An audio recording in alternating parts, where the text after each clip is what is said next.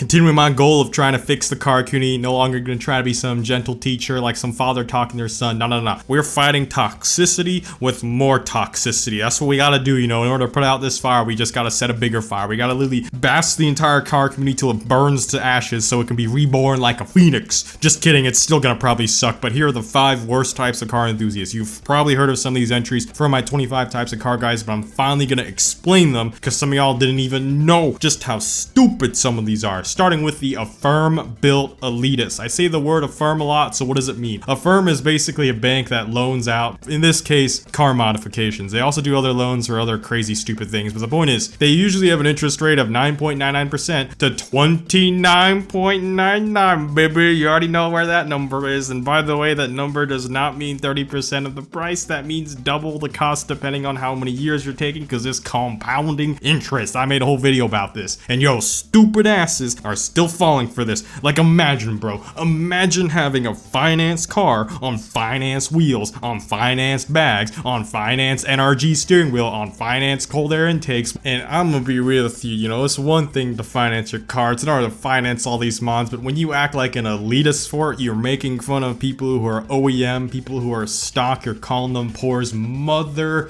trucker. Don't even try. Your car may have expensive mods, but you don't own any of it. It's all the banks, and after all that interest you give them, you may as well just put your cheeks up to them, right? Really spread it. You may well pre-lube yourself and just let Affirm go all in, because once you dumb idiots take 29.99% on multiple mods from them, oh my god, I ain't got no good words for you. You're an absolute loser. Like, imagine, bro, can't be me, but imagine, bro, I can't believe some of y'all are financing all this shit. Holy crap, I ran out of sympathy. I told you I'm gonna be a savage because I'm sick and tired of modern car culture. Y'all just need to chill and wait. Don't even try to throw the line at me like it's my money, it's my life. No.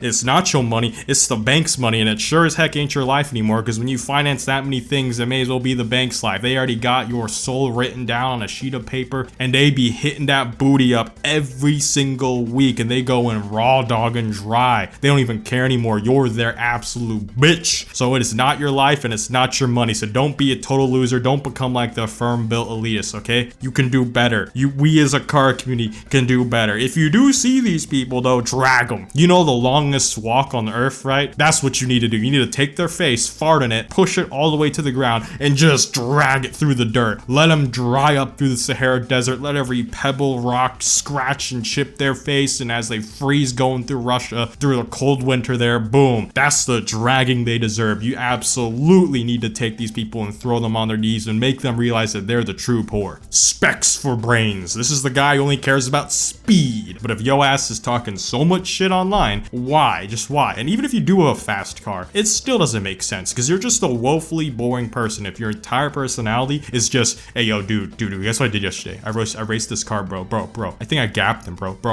Did you know that some actual true successful rich people are rich because they actually have other things in their life that they have to do? They're not in a rush, bro. They just got places to be. They're grinding. I hate using that word because usually that has that wannabe entrepreneur. And I finally understood what people mean by driving something slow fast as compared to driving something fast slow. Staying within the speed limit, and it's nice to roll through all your gears and not break the speed limit. I can do that on my Royal Enfield also. It's super nice. Just full throttle it. You're in 5th gear at 45 miles an hour. It's great actually shifting. Oh, it's so fun on a manual vehicle especially. Yeah, that's why people like Miatas. That's why I said people who own K cars are absolute chads, and that's why people who own classic cars are absolute chads. These are just people who just want to preserve history, want to feel the charm of vehicles, want to just enjoy the drive. That's why you become enthusiasts to begin with anyways. You just enjoy the drive, man. Since when did we become so obsessed with stupid specs on paper or Google numbers on our computer monitors? That's stupid. We have so many of these morons in the car community now. This used to be a nice place where people liked all types of cars. I hardly ever find classic car enthusiasts now because everyone just cares about 0 to 60 type. The next person on this list is the, oh yeah, but what if I swap, bro, what if I swap, bro, swap.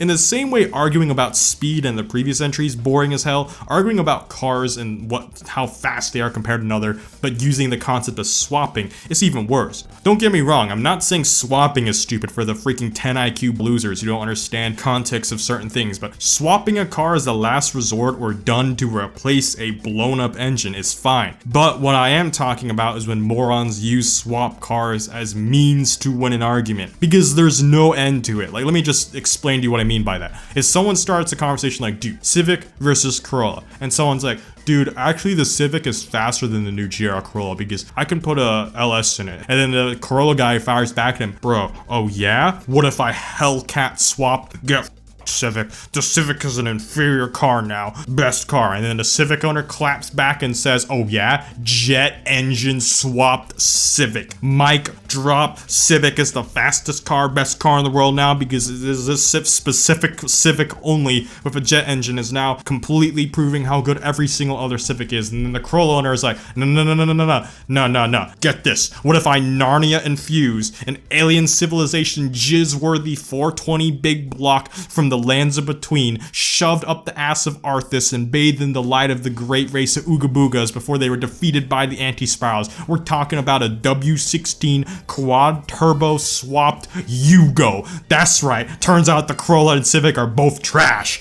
The Yugo alien civilization swap Narnia infused W16 quad turbo Arthas jizzing, I already forgot what I said the rest, anti-spiral bullshit is the best car ever. No, that's stupid. That's why swapping is stupid. That's why this whole argument is stupid. I hate it when someone's like, bladed. So I have a friend who's like a freaking 1200 horsepower twin turbo LS swap Civic. It'll kick your Corvette's ass. That means your Corvette's a stupid car. I told you Civics were better cars than Corvettes. No, my Corvette is not losing to a Civic. It's losing to a Corvette that's cosplaying as a Civic. You've just taken another Corvette engine and then shoved it in a Civic and then tried to make fun of a person in a Corvette by still using a Corvette to beat said Corvette. And like I said, I can just put a jet engine in my Corvette. If we're just gonna keep talking theoreticals, we can just keep going on and on. And even if it has been proven, it doesn't matter because not every Civic I pull up at the stoplight is going to have a 1200 horsepower LS in it. You see how stupid this starts to sound? The majority of people care about stock platforms and modding those stock platforms. I'm not saying you can't mod a car. When you're just taking the stock platform and the car originally belonged in and you start modding it, that's relevant information. But when you start telling people to take another engine from another car to put it in their car, that's where it just becomes stupid because you can never win these arguments. It's just about who has more money or who more imagination. Next time you have any moron who just doesn't shut the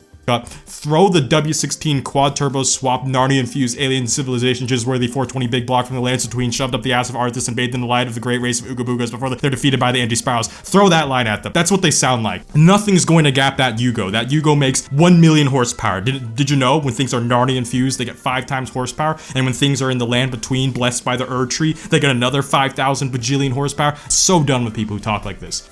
The fourth entry on this list is sad boys. The fifth entry on this list is terminally car-brained. Alright, so it's one thing to enjoy cars. It's another to literally forsake any other mode of transport in favor of cars only. I'm talking about the brain-dead morons who are like, I hate cyclists. Oh my god, every time I see them on the road, dude, I just want to run them over. Or dude, I just gotta do a punishment pass and roll coal at them. Bro, how small is how fragile is your ego, rather, where you gotta do that? They're on a tiny bicycle. You can literally kill them. Rather, most people have killed them. E-bikes, especially, are as likely to die as motorcyclists are. That's actually kind of tragic because they usually call motorcyclists donor cycles. Nah, in truth, they're as much of a donor cycle than motorcyclists are. Not because either of those vehicles are dangerous, by the way. I can think of 3 billion.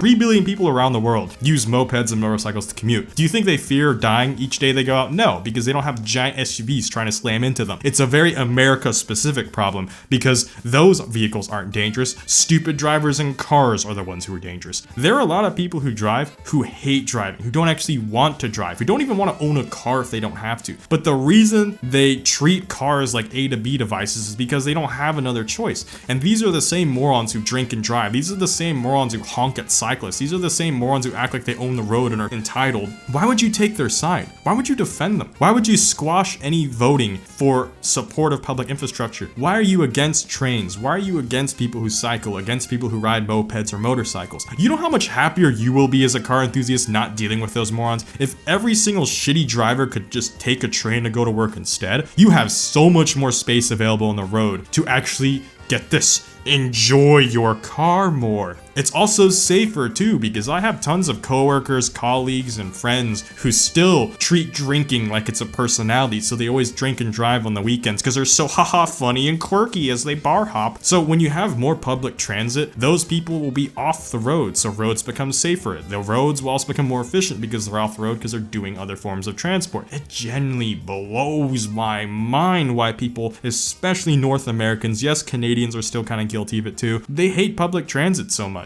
Anyways, that's gonna be it for this video. Make sure to like this video, make sure to subscribe for more savagery and me just, just dragging the car community, because like I said, man, I don't know if the Phoenix from the Ashes thing is even gonna work at this point, but we may as well set it on fire while we're still here. And if you wanna watch this community burn and wanna be one of the people who throws matches into this fire, welcome on board. I'll tell you what, it's gonna be a fun one. So thanks for watching. See y'all next time. Blade Angel out.